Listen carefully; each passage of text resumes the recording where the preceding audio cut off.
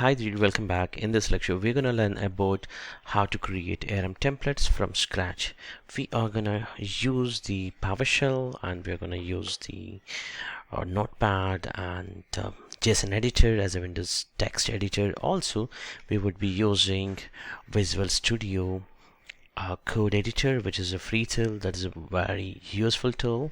So we're going to use all those tools and we will try from a scratch, which will be a hard initially, but as we go through it, it becomes very easy because we're going to use the Visual Studio Code, which has the IntelliSense, which will automate your code for writing any kind of ARM templates.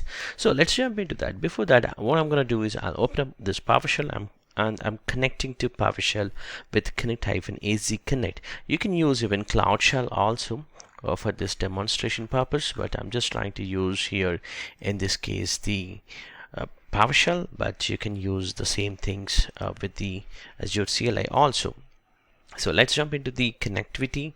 So for here the connectivity, I'm gonna use the connect-az connect. That would actually open up a new browser where I need to enter my user ID and password, and once the authentication is successful, it's going to connect to my subscription.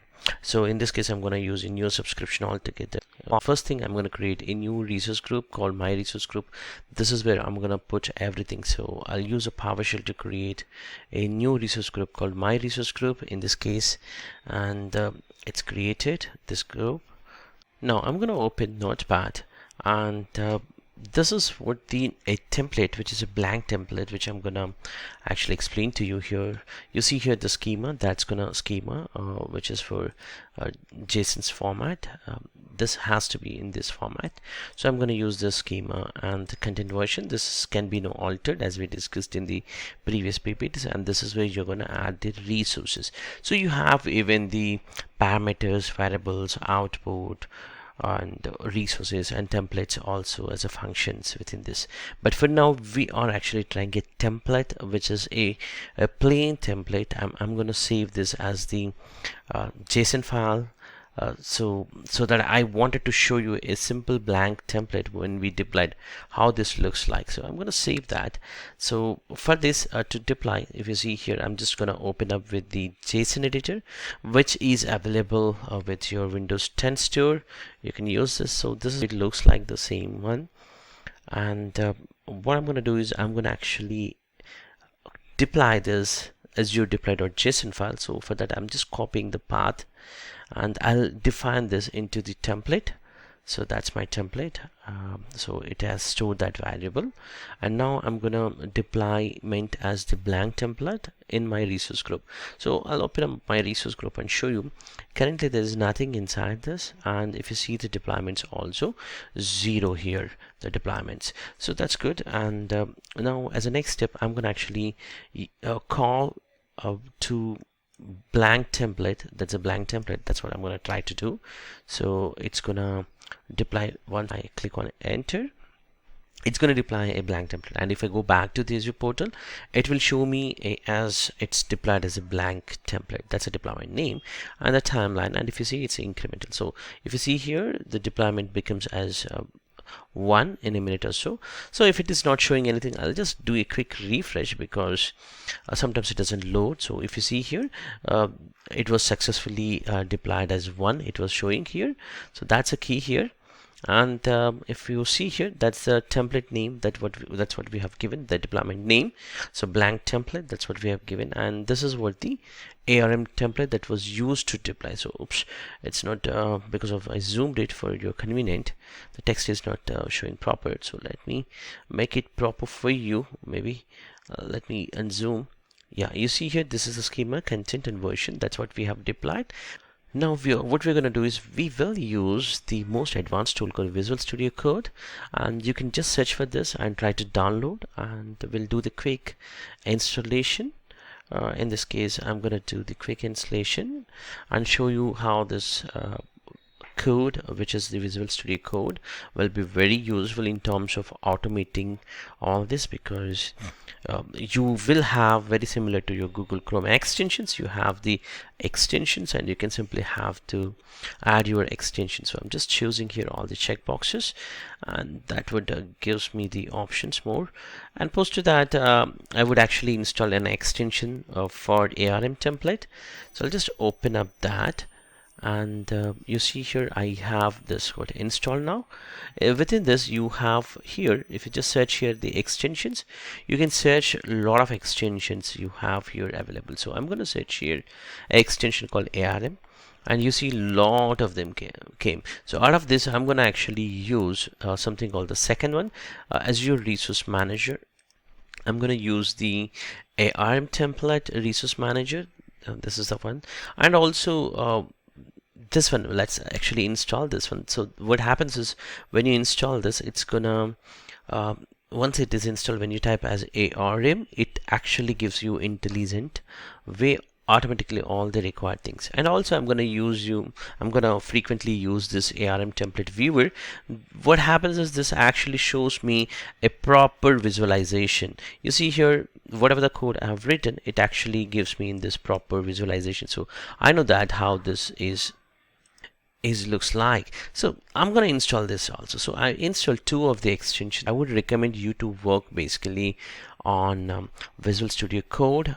So I'll just search and open the Visual Studio Code, and then now all you have to do is click on new file and give the file name. So IntelliSense doesn't work until you actually save a file name with a JSON format, right? So I'm going to save this as a storage.json format or demo.json, so that what would happen is, it's going to actually use all that intelligence automatically which was built on JSON template, because we are going to work with the JSON. So now the intelligence will come. So if I type ARM, so it will automatically gives me all the options. Let me type it here, ARM. You see here it says that resource group template. So if when I type here, I got here my schema, I got here my version, I got my parameters, functions, variables, and resources outputs. So these are the things which we have actually tried in the first demo earlier, last 5 minutes back, about trying to create with a template in a notepad, and also the JSON editor, Windows 10 store based an app.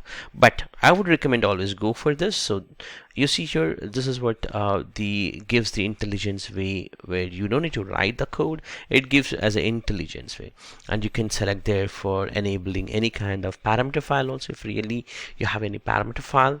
And in this case, what we're going to do is, we are actually going to work with the resources, right? So we wanted to create a storage account. Say, let's say I wanted a RM specific template within this for my storage account. So I'm going to work with my storage account.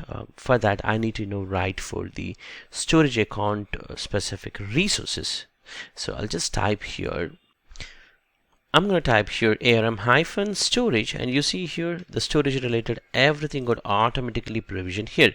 All you have to do is, you have to change your storage account name, and this is for tags name. If you're working with the tag names to be changed, you can do it. And the SKUs, like if you're using premium, LRS or GRS, whatever it is, you can choose it. Even the kind, the storage account V2 or V1, all that can be changed it. So I'm going to change here to a proper name. So in this case, I can give here a unique name that has to be given for my storage account. Otherwise, if that name is already available, my deployment gonna fail.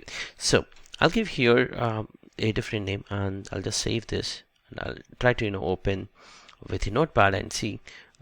It's actually looks like this, the same thing. And I'm gonna actually give my storage account name as 24p, and I can actually connect to my Azure. If at all I have not yet connected, I'll just connect. I'll make sure that I'll verify whether my template file is already there or not, but I'll just check whether that is stored in that specific template file as a variable. So in fact it's stored, so I'm gonna deploy with the help of that specific variable.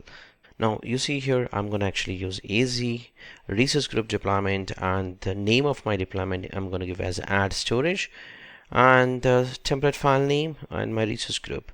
So that's my resource group and that's my template, the last one. And if I just click on it, enter, it's gonna create a storage account that was mentioned in my ARM template. So let me open up my Azure portal and go back to your resource group. And if you see here, there's nothing at this point of time. And if I just quickly check my PowerShell status, so it has deployed.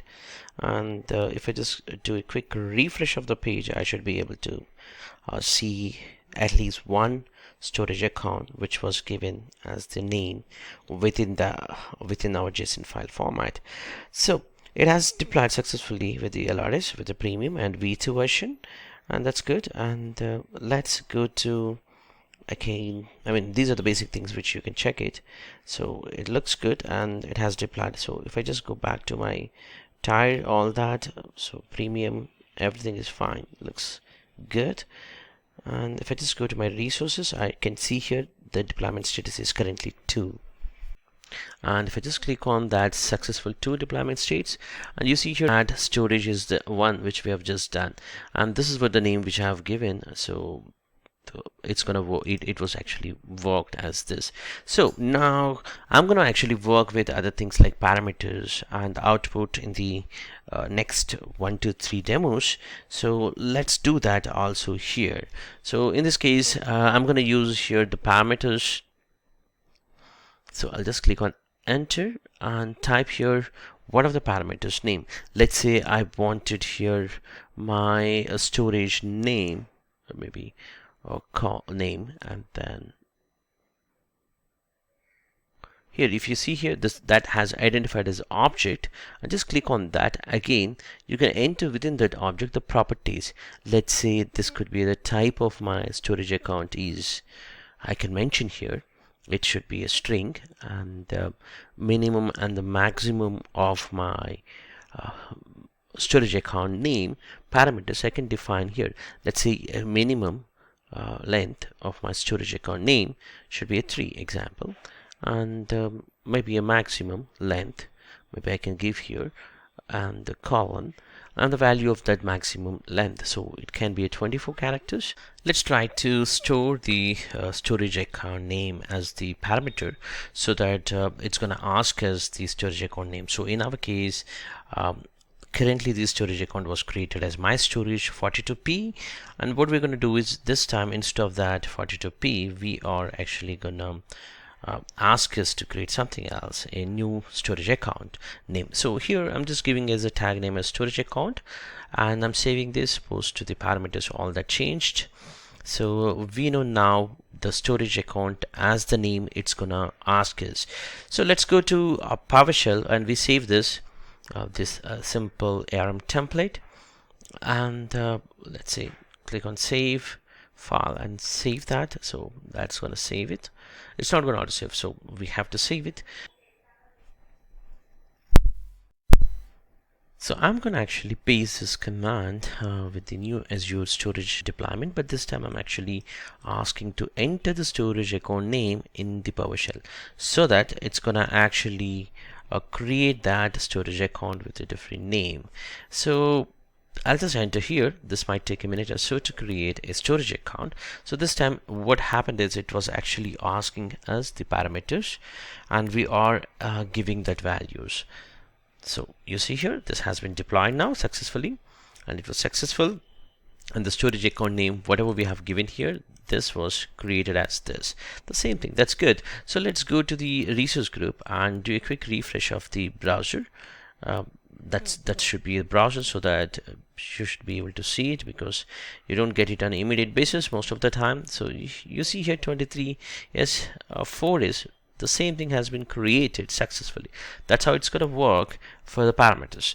And now we can check out these values, like whatever we have given, all that has been successful.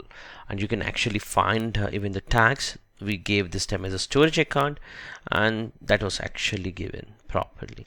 Now let's jump into a randomizing the storage account name. So what I'm going to do is I'll simply add here parameters, a little bit of, including the SKU. You see here I have added all the SKUs and also the location, and then I'm going to actually use the variable called unique. So I'm going to actually now showing you as a variables.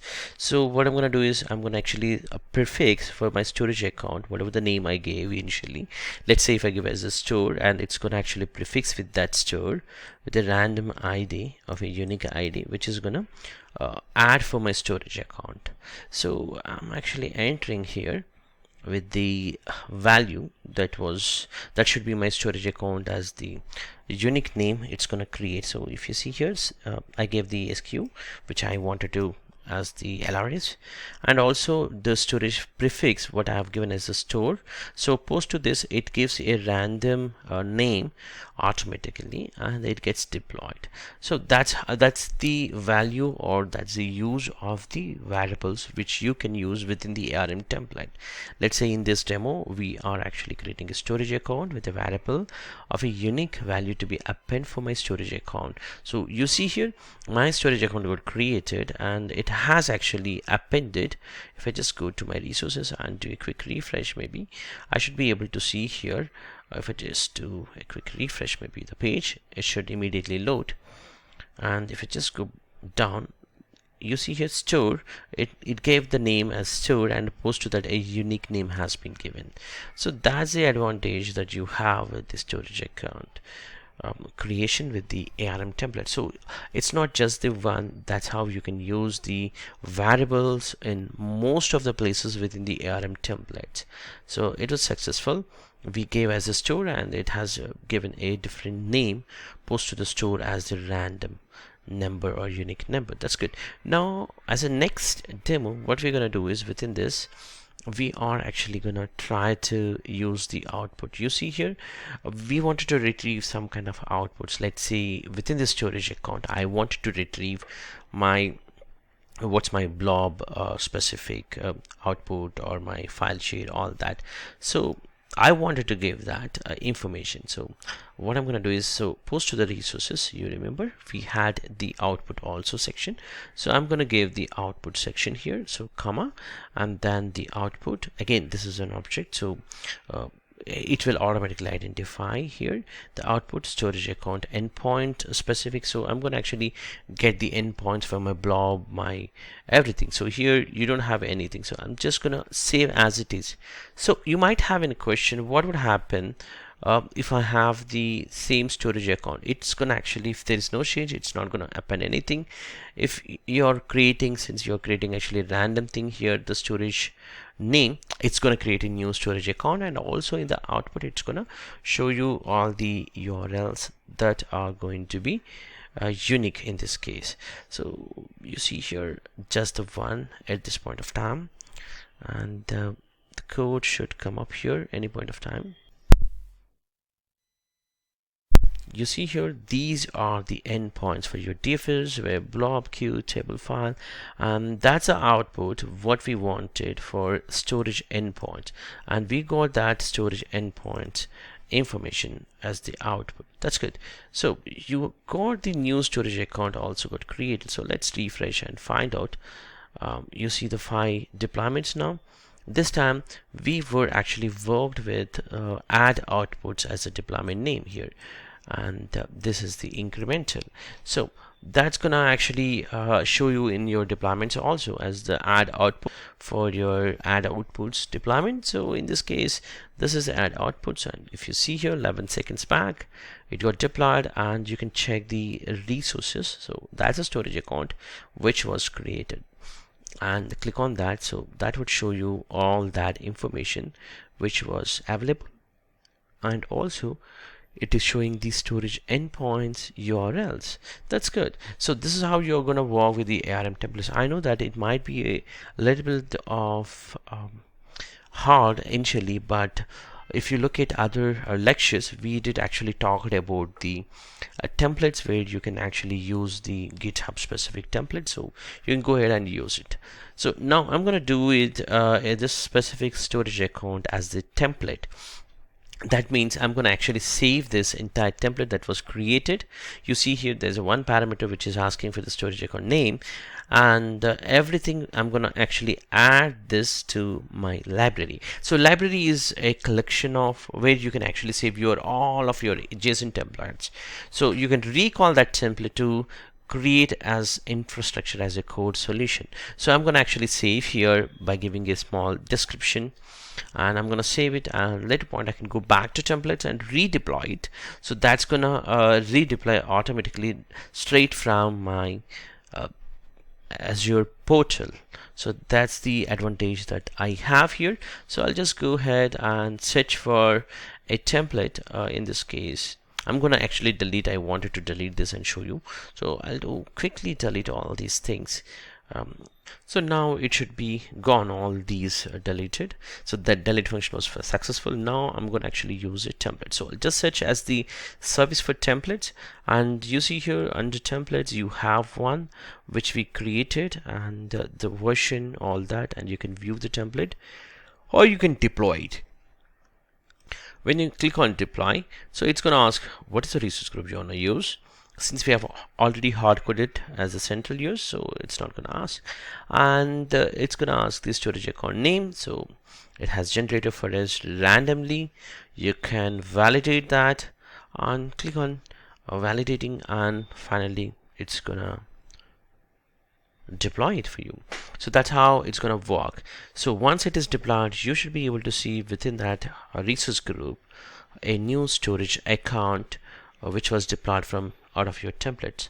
So templates are useful when you create your infrastructure as a code as this ARM templates, and you can use them. So you have a storage account code created randomly with a random name that was automatically even gave as the output for you, and it looks good.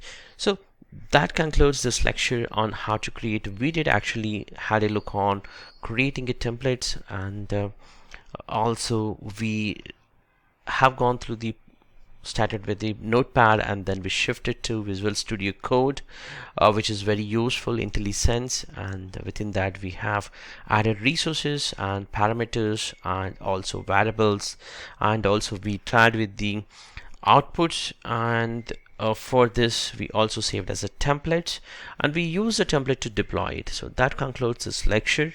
Thank you for watching this.